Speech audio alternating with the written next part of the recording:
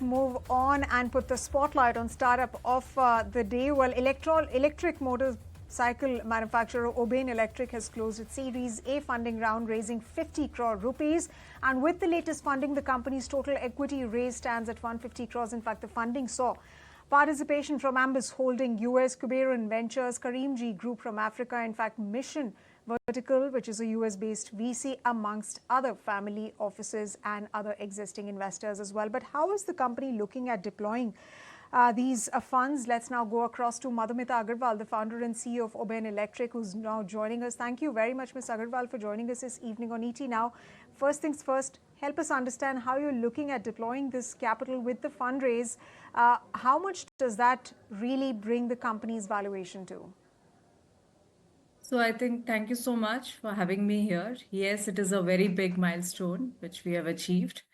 And as the company is getting into expansion, so the R&D, product development phase has been crossed. There are almost 1,000 plus bikes which are on road, and also the manufacturing setup with 100,000 units per year kind of a capacity is deployed. Now it's time to kind of scale up. Basically pan-India, getting into different markets. We are already present in some of the major markets, that is Delhi, your north, and then you have Pune and all. So now we would be getting deeper into these markets and also looking at different kind of models coming. Recently, as we launched a new product in the second, road series, which would also get into different markets and have a better expansion in pan-India. So when you say that you're looking at pan-India expansion, you're already present in Delhi, you're present in Pune, and of course you're looking at some other geographies within the country. But I was also reading somewhere, Madhumita, that you're also looking at international expansion. Is that true? If yes, then what geographies or which geographies are you looking at expanding into?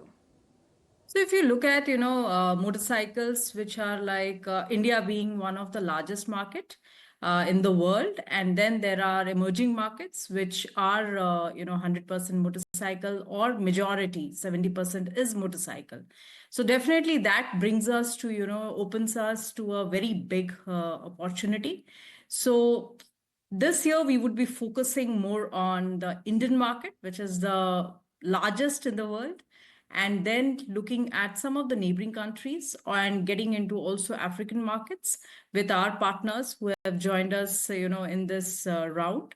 And then looking at some of these, markets where there is a motorcycle requirement based on, their demographics. And I think that would be something which we would be keen on exploring by end of these years, so that this year would be more of a focus on expanding and going deeper in these markets in India.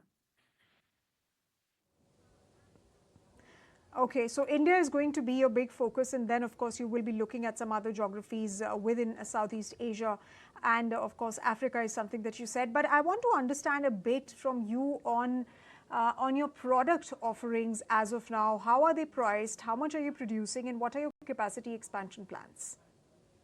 So if you look at global, whether or domestic, the 70%, or you can say precisely 66% of the market is motorcycles. And that can be divided into, three segments. One is your entry level, which is 100cc, which is sub 1 lakh. And when you say executive level, which is 125cc, which is 1 lakh 10 bracket, which and then you have a mass premium, which is your basically 150cc segment, right? And that is where 1,50,000 rupees price bracket they fall in. So these are three segments. Right now we have two products, that is in the 150cc segment, which is the Roar, which is like a mass premium and performance oriented vehicle. And then we have the Roar Easy, which is a latest addition to the Roar series, which is in the executive class, which is again for the daily commuter segment. So for us, the focus is more on the daily commuter because that is the biggest market. And having said that, with our ramp up plan this year, we already have installed a capacity of 1 lakh unit per year kind of a facility in Bangalore. And that is where we are looking at to kind of utilize that facility and, get into different markets. Okay, but Madhumita, also talk about competition and how you're looking at dealing with competition, because the competition right now is not just coming in from startups, like Ola, for instance, but there are also legacy players that are getting into this overall EV landscape, given that there's been an uptick. And of course, the government is also very aggressively pushing a green mobility. Yeah. I think it's a massive market, right? We are talking about motorcycles. I'm very, very specific about motorcycles because most of the traction in India has been seen in the scooter side, right? Most of the players have been deploying EV in the scooter segment. So if you look at, we have an early mover advantage. We have a technology advantage because we are vertically integrated. Not just we design and develop the vehicles or bikes, we also design, develop, and manufacture some of the critical components. And that's the expertise, that's the strength what we have.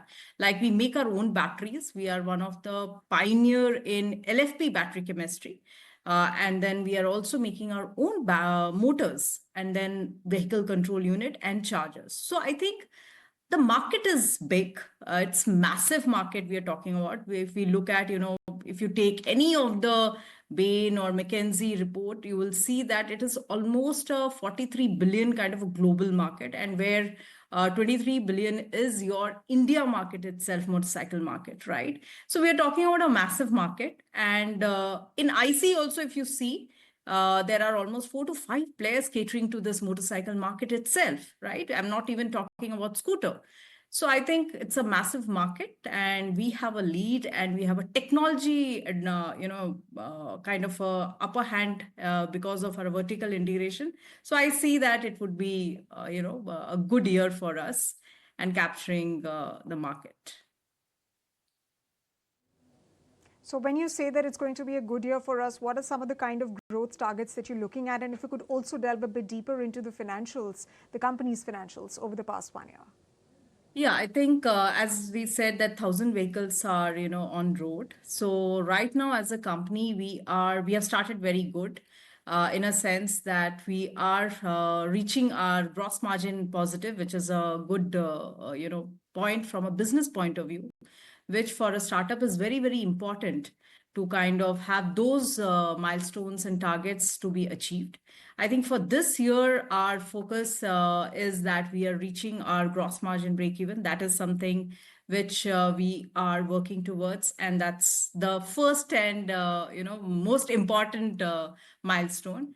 And then the next milestone, what we are looking at is almost closing this year with 50 plus stores, where we would be almost in most of the important states or the major markets. Right now, currently, we almost have 20 stores operational in the major markets, and we'll be adding further more and get to those 50 to 100 numbers. You said that you have 20 stores, around 20 stores that are currently operational, and you're looking to you're looking to have at least 50 plus stores in several cities of the country. But how about profitability, Madhumita? Are you profitable? Yeah.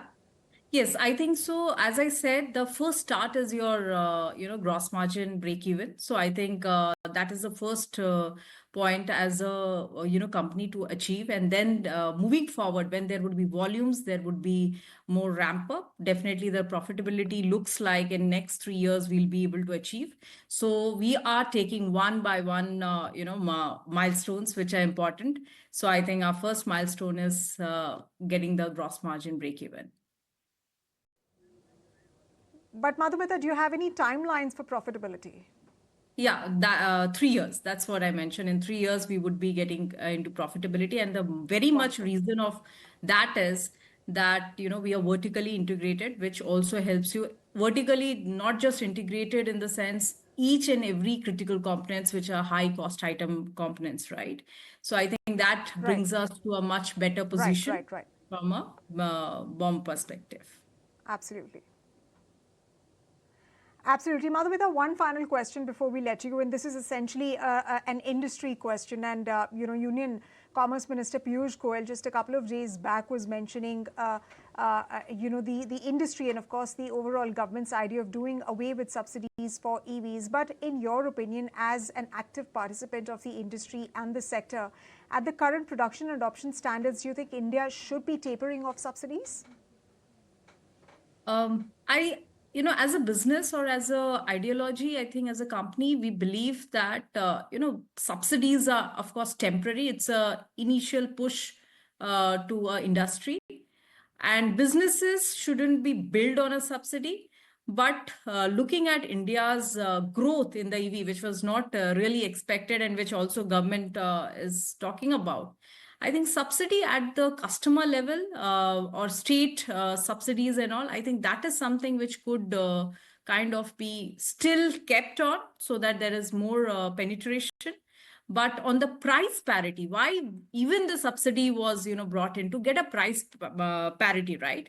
But I think somewhere the OEMs and even, as a company, a startup which is new, has also started getting that price parity, right? So I think on the state level or the subsidy to the consumers directly, I think that should be something still there.